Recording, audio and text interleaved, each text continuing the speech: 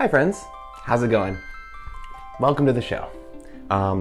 Before I get started, thank you very much for watching this video. You're probably my friends or family if you're watching this, unless it's the future. And then you're just like looking back to see the first episode, see the humble beginnings. Check it out, check out these humble beginnings, huh? I'd like to time travel a little bit today. We're going to like take my hand. Let's go traveling back to the 90s, shall we? Now I gotta say before we start, it's a top 10 list, so it's gonna be a little subjective.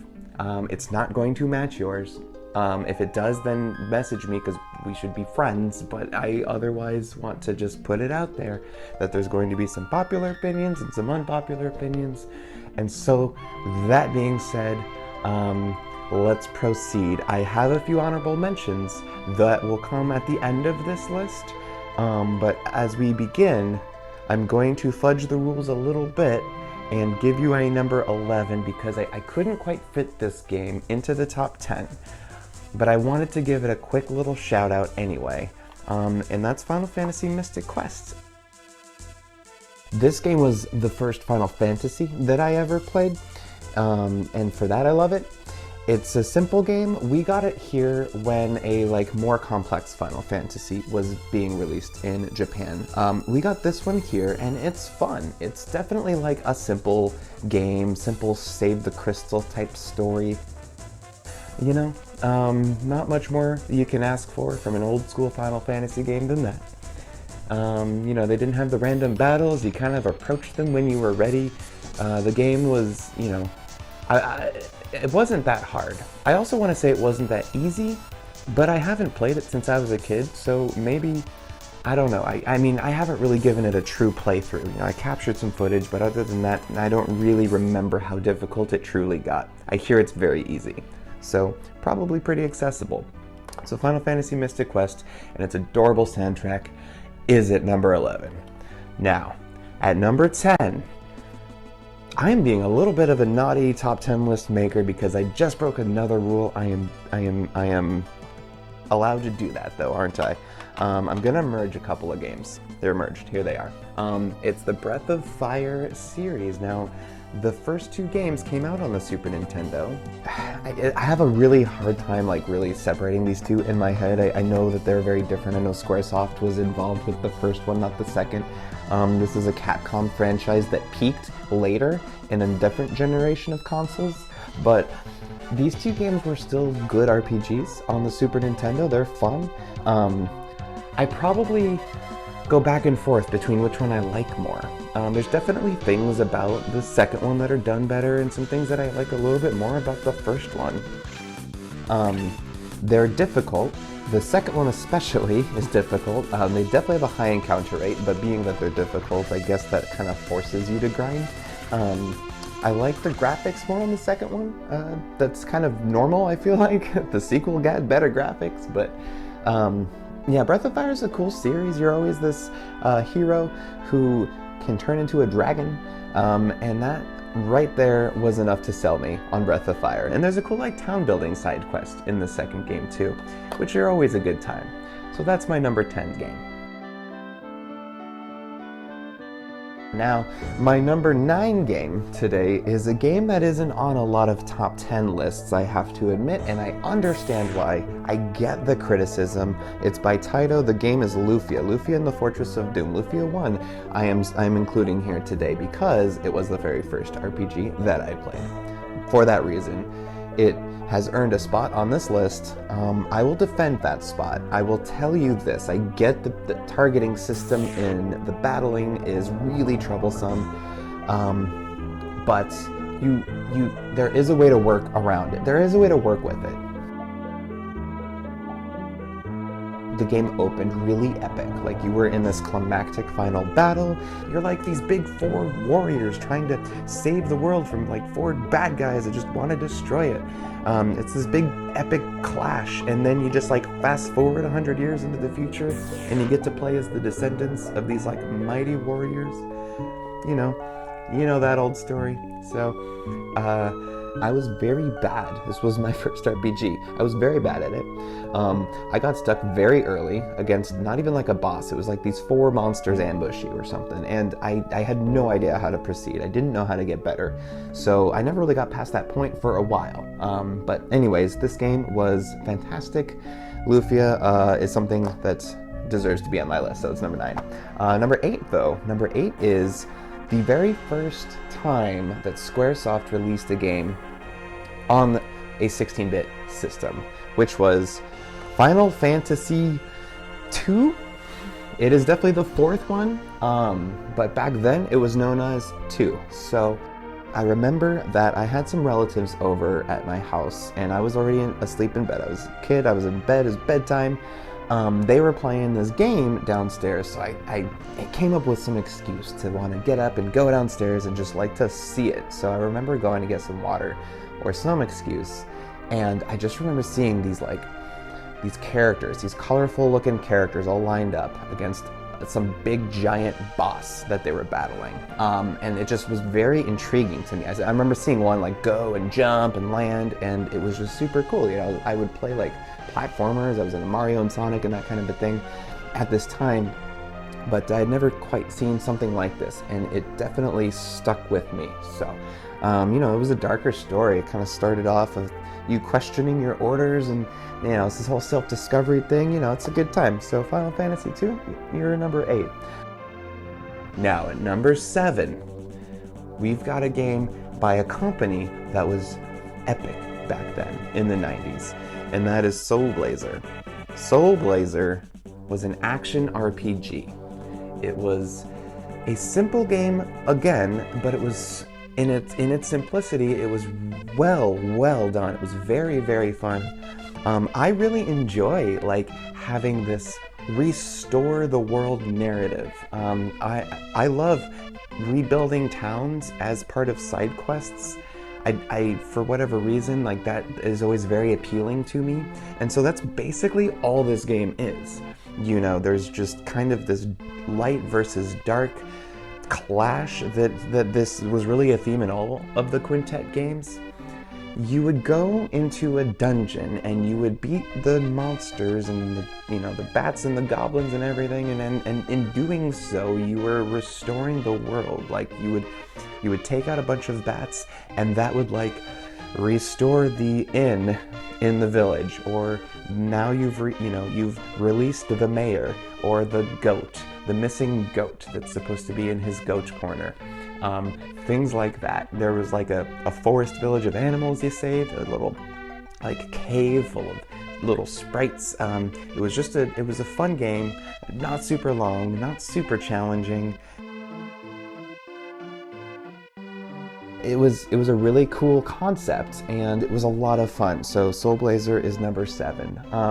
Number 6 on this list is, it's crazy that it's number 6. Like, it could really be higher, but that's just a testament to like how good all these games are. This game blew a lot of minds when it came out. We hadn't seen this character in this type of environment, and that's Mario. That's Super Mario RPG, The Legend of the Seven Stars. This was the first time Mario really branched out into anything like this. But this was a big deal. Like, this spawned an entire series that's still ongoing. They just released a game recently, and that's the Paper Mario series, but it all started here. It was such a good blend of Squaresoft, like RPG elements with Mario platforming. You saw, all the all your favorite characters that you were already familiar with, but you were just in this very well polished, like RPG story progression adventure time thing, and it's not like the story was this like extremely serious thing. It's Mario, so it's kind of fun and silly. They were really good at like their sprite reaction, like humor that would occur. Like back then, without voice acting, they would animate the sprites with these like kind of funny, exaggerated like expressions, and I really liked that. You'd wake up with the snot bubble out of bed and things like that. So Super Mario RPG is a great game. That's number 6, but we are now in the top 5. We're getting serious here. We've got a game that as soon as I start talking about it, I hear the music in my head, right? It is a beautiful, gorgeous soundtrack. It's in vibrant environments. I love everything about this game, and that is Secret of Mana. Secret of Mana was groundbreaking, really, because of its multiplayer aspect. To have an action RPG that you could play with your friends was unheard of. You could do couch co-op. I know that was brilliant enough. The fact that it was multiplayer, but the fact that it was 3-player potentially was brilliant. You couldn't even put a third controller into your Super Nintendo unless you had an extremely rare multi-tap. So you probably didn't get to play this game 3-player. Today it's probably easier. This game's been re-released all over the place, so that is now possible.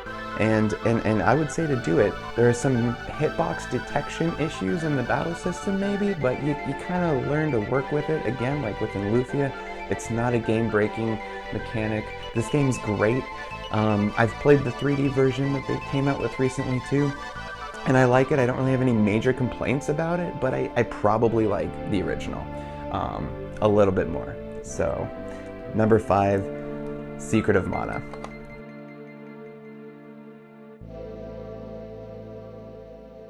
My number 4 game, though, is so good. I love this game. This game was so well made. It is exactly what a sequel should be, and that is Lufia 2 and The Rise of the Sinistrals. You know, the first game started with these 4 big beefy warriors fighting these big bad guys in a clash to save the world. And then you fast forward into the future and you're the descendants. Well, what this game is it's the origin story of like those our original fighters. Good way to tell a story. This game's a prequel, so that's fun. The graphics are nicer. The battle system is much better. You get like a pet now to have in battle with you, which is great. You know, the dungeons took out random encounters, which is always appreciated. You had these like Zelda quality level puzzles in there.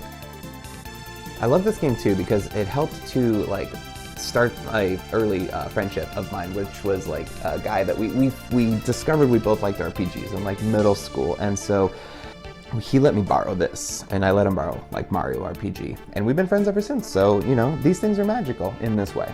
I also want to mention something kind of weird, and that's that like the water in this game like really impressed me. You know, that's funny now to like think that because you know it's a very old looking game, but back then the water, like I remember comparing it specifically to the first Lufia game and thinking like, wow, that water looks like blue shimmery sludge. It looks terrible.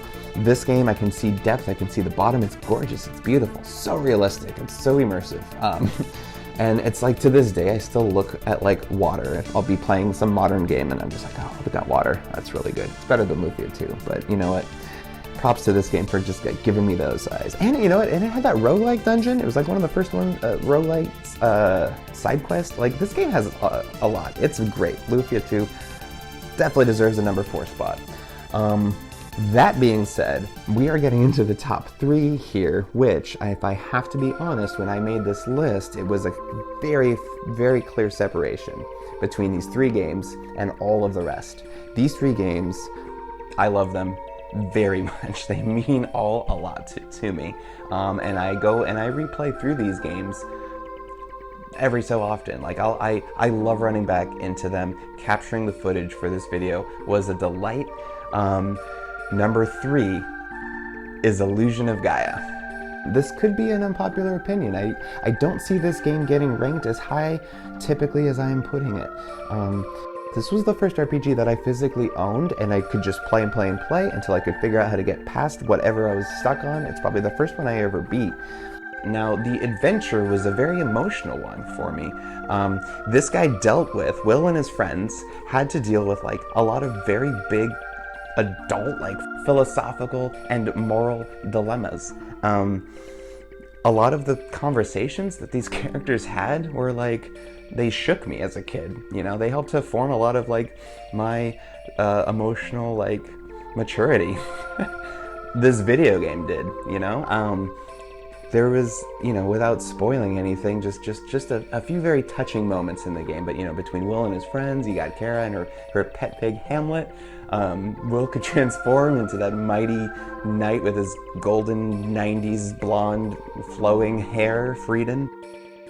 I would see things like Angkor Wat or the Great Wall of China when I was in school in history class, and I would be like, oh, that's from my video game. I want to be a better student now and learn more about these things. So you know what? You really helped to inspire a generation there. Illusion of Gaia, good on you there. I remember that I got this game because my mom saw it. I was in Blockbuster and we were looking at games to rent, and she was just like, oh, this looks like something you would like. It looks kind of like, a little like Zelda, a little like that Lufia game. Why don't you try it? And you know what? Mom was right. So always listen to Mom.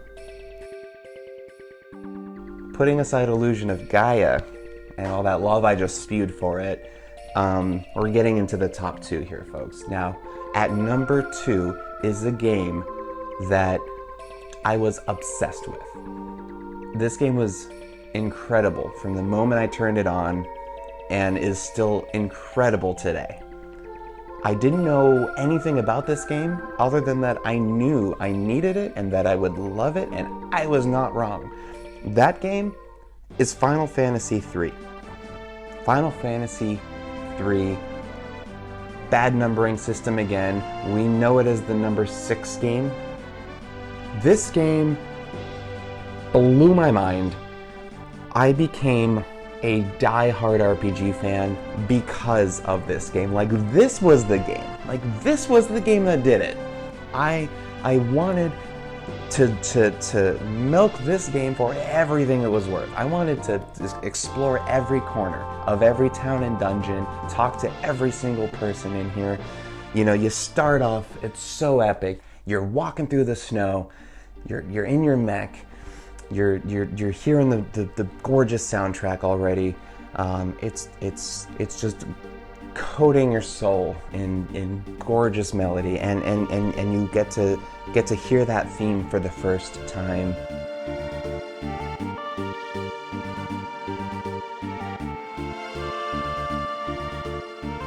It's just such a powerful moment. You approach that steampunk aesthetic town Narsh. You get to meet Mughals. Shortly after that, you're in a desert now. You're in a castle. There you get to meet Kefka, one of the coolest villains still to this day. He was crazy and he was fantastic. He was a great villain. Very notorious still today in this franchise.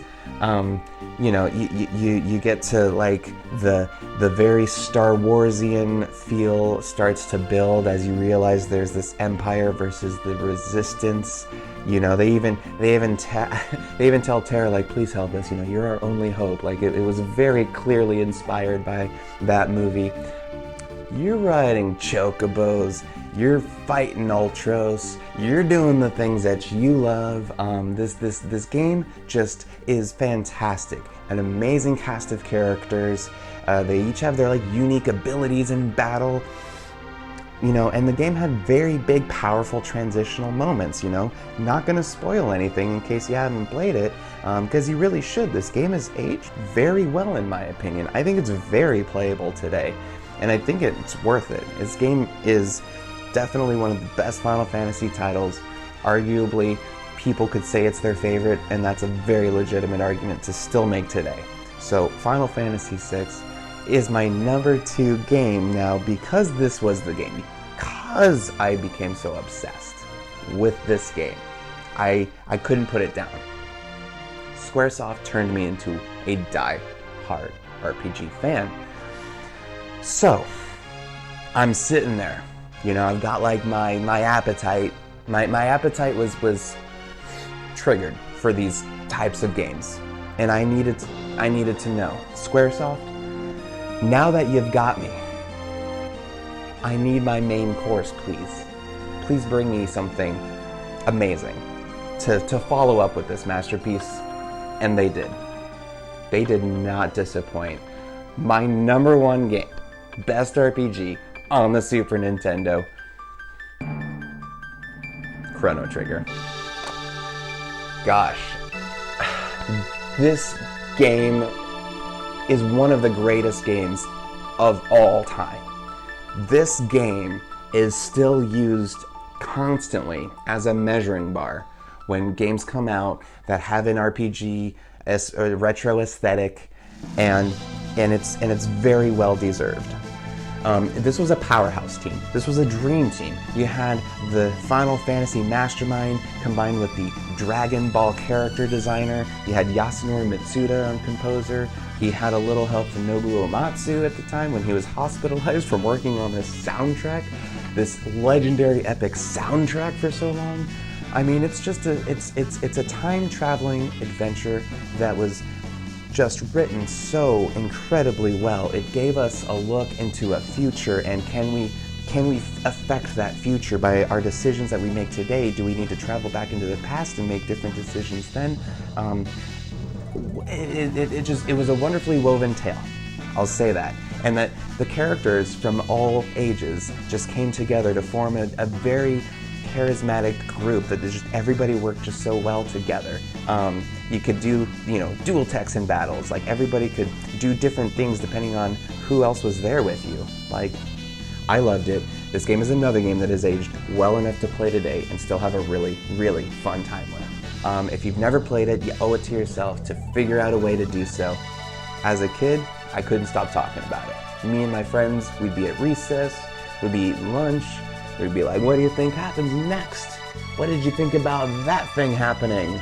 What do you think would happen if I tried this? The fact that you could go back through and just replay this game, it had such a high replay value because they introduced New Game Plus, allowing you to go back through with all of your old stats so that you didn't have to level yourself up again. And what this allowed you to do was, in your next playthrough, you could beat the game at any point in time in the story that you wanted to and unlock one of like a dozen different endings. So good. Just so good. These are all very revolutionary things to be doing at this time. These things are pretty common nowadays, and this game influenced a lot of that. So it is absolutely deserving of my #1 spot on this list today. Now, quick couple of honorable mentions before we go today. I promised you that, and I will not fail to deliver on this promise. So starting with Final Fantasy V. This game didn't come out in North America until the PlayStation, when it was re-released as part of an anthology, and that's when I got to play it. Didn't think that American audiences were going to enjoy the job system like we do, so we were given Mystic Quest instead. But Final Fantasy V, I was able to play on the PlayStation, a very reflective PlayStation box, as part of Final Fantasy Anthology, and it's a great game too. Next game to give an honorable mention to is this one. This is Terranigma. I have a custom cart of this game. It wasn't released here, only in Japan and in Europe, but not here. And this is the sequel to Illusion of Gaia. It's a really good game. It starts off with some of the best Super Nintendo RPG gameplay that I have ever experienced. It was a great blend of like the Soul Blazer Restore the World narrative with just the Illusion of Gaia, like actually based in our real world. Now lastly, I gotta give an honorable mention, a very honorable mention, to the sequel to Secret of Mana. And that game was known for a long time as its original Japanese title, Seiken Densetsu 3. Nowadays has kind of been renamed Trials of Mana. Trials of Mana, I do have it. It has been re-released for the Switch recently within this collection of Mana. Okay, so within that, you can play it now today. Trials of Mana was hands down a better game than Secret of Mana. The battling was better, the graphics were cleaned up and nicer. The fact that you were given 6 characters to choose 3 from to play through this game was a lot of fun, because it meant you could go through and play this game and experience an entirely different set of like subplot storylines. There were major subplot storylines you wouldn't experience if you didn't pick certain characters. So the replayability of this game was through the roof. Still multiplayer, still 3-player if you could figure that out. Now that we've got it on modern systems, which are very easy to have 3 players on, I cannot wait to have a couple of friends play through this game with me again, because it's been a long time. So anyways, that's the list for today. It was a lot of fun to go and make this and to capture all this footage from these games from my childhood. A lot of them just mean so much to me. Leave a comment if you're a commenter. Leave me some comments. If you're not a commenter, maybe this is my first video. So I never made a video before, and you've never left a comment before. So look at us doing new things here together, huh? There's gonna be some. I've got more stuff coming. I've got more stuff coming in the future, so subscribe, stay tuned, see it as it's happening, and it means a lot, again, that you watch this video. I'd like to give you like a little fist bump here or something, you know, maybe we shared a great fist bump. Maybe we'll do more of those in the future. I don't even know. Did I just fist bump my webcam? I did. I don't regret it. I don't regret it. Never regret your fist bumps. Have a great day gaming.